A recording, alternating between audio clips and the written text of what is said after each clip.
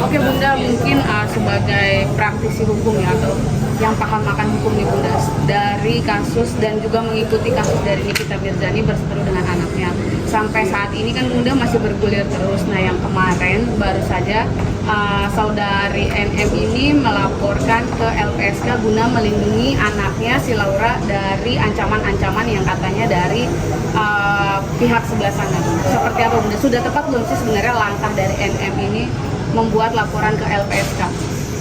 Kalau menurut saya Nikita Mirzani ini nggak jelas juga. Kenapa? Dia seorang ibu yang baru terjaga dari tidurnya, yang 2 tahun menterlantarkan anak, ya, karena sakit hati, karena anaknya juga ada perseteruan dengan anak internal ya. Tapi dia mentelantarkan selama 2 tahun. Nah dalam hal ini apa yang saya sampaikan, sepengetahuan saya, Nikita melakukan jemput paksa. Kalau kami lihat dari LP-nya, ya LP-nya dari yang dilakukan oleh Nikita itu Loli ya, Loli itu adalah terlapor. Kan, gimana? Laura Mizani. Jadi dia terlapor. Kenapa? Sesuai dengan pasal yang dituangkan di situ bahwa dia adalah pelaku dari aborsi. Jadi kalau pelaku dari aborsi tentu terlapor, ya kan?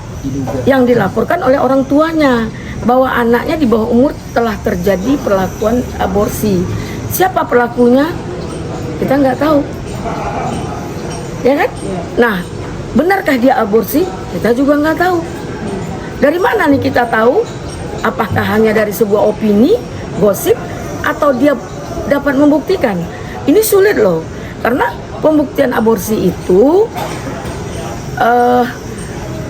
ada dokternya, ada rumah sakitnya, ada pelaku aborsi itu yang hamilnya, kemudian DNA-nya, siapa, kapan, di mana. Nah, di mana dilakukan aborsi itu, kapan, ya? Termasuk surat izin dari orang tua juga disertakan sehingga sebenarnya dalam hal aborsi ini. Oh, aborsi itu kan dilarang, ada undang-undang pelanggaran hukum. Aborsi ini itu pembunuhan.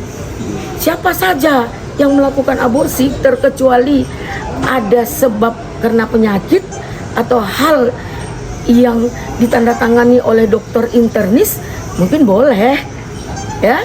Nah, tapi dengan selain dari itu aborsi nggak boleh. Apalagi kita orang Islam, nggak boleh aborsi. Nah, sekarang kita nggak boleh berandai-andai.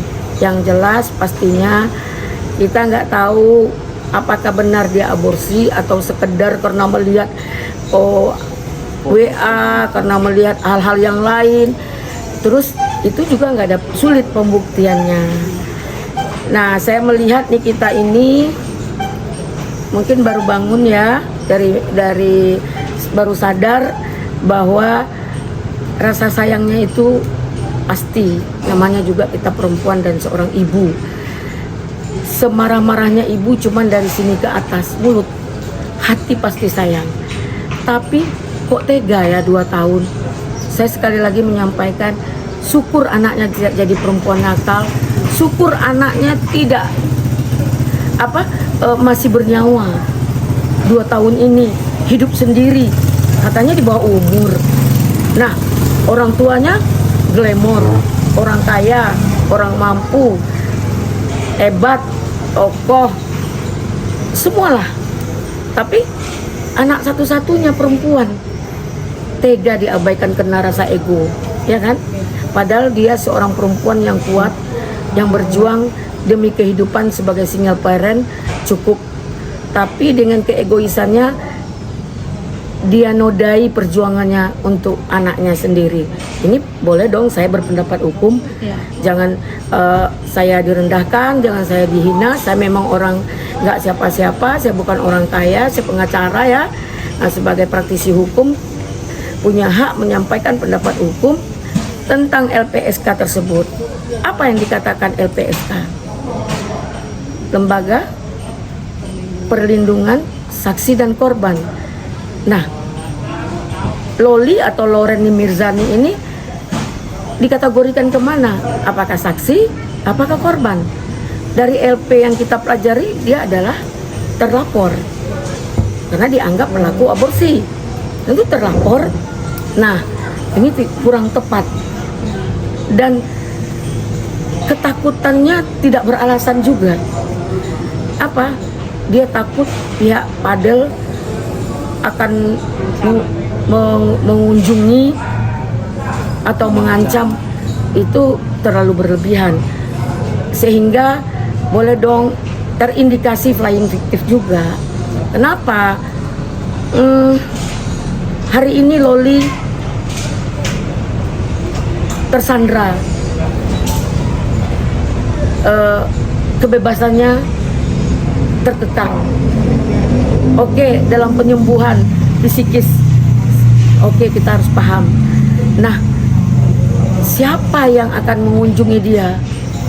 Pihak keluarga dari Padel rasanya nggak ada, tidak ada dan tidak terpikir dan tidak berniat. Kenapa? Mereka mencari fakta hukum, bagaimana menyangkal dalil atau dugaan yang tuduhan yang dilakukan oleh Nikita. Hanya tentang itu. Mereka hanya berpikir kok terlalu hina banget dibuat Nikita ini. Dihina keluarga dan keturunannya, orang tuanya, ayah ibunya, bahkan sukunya Bajideh dan juga keturunannya dari kampung itu, NTT. Semua berkulit hitam kok, ya kan? Dan menghina lagi dengan jelek, miskin. Hei, penghinaan terhadap orang itu kita lebih hina dari orang yang kita hina. Terus satu, yang kedua, sekali lagi saya sampaikan, menghina fisik orang, menghina orang itu sama dengan menghina Tuhan, menghina Allah. Karena kita ini masing-masing dari ciptaan Allah, ya. Oh, orang nggak punya leher, dibilang kodok, bilang ini, dia kan ciptaan Allah. Maunya kita seperti apa? Seperti artis Hollywood, seperti James Bond, seperti apa gitu.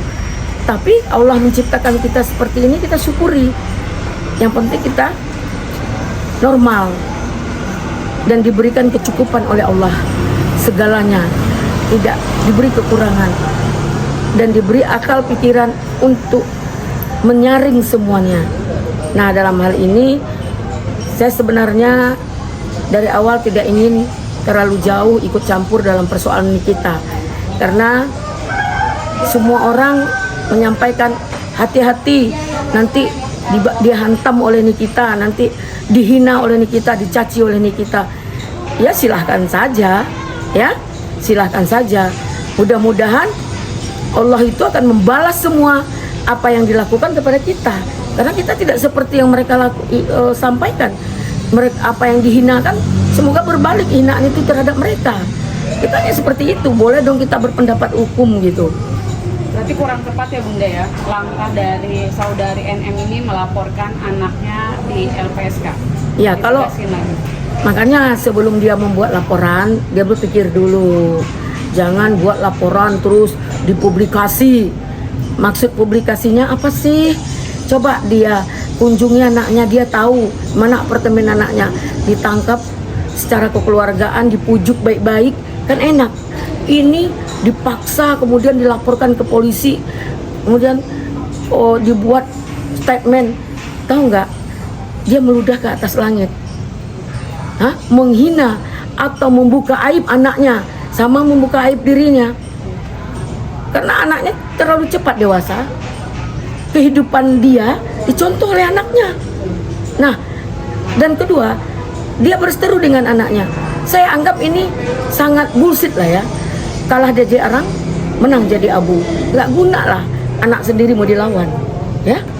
Rangkul anak kita, cari jalan terbaik. Tapi saya hanya bermohon Dengan keberangkatan Nikita Mirzani ke Mekah, mudah-mudahan Allah membukakan pintu hati Nikita agar dapat jalan, dapat petunjuk yang terbaik. Mudah-mudahan semua akan terurai. Duduk bersama itu persoalannya yang harus kita selesaikan dengan baik-baik. Duduk bersama, tidak ada persoalan selain dari duduk bersama. Tidak akan ada, tidak indah lah ya, tidak akan baik hasilnya. Karena seperti tadi saya sampaikan, kalah jadi arang, menang jadi abu. Jika dilanjutkan perkara ini, kalau memang tidak setuju ya upayakan hidup, nyamankanlah anakmu bersamamu.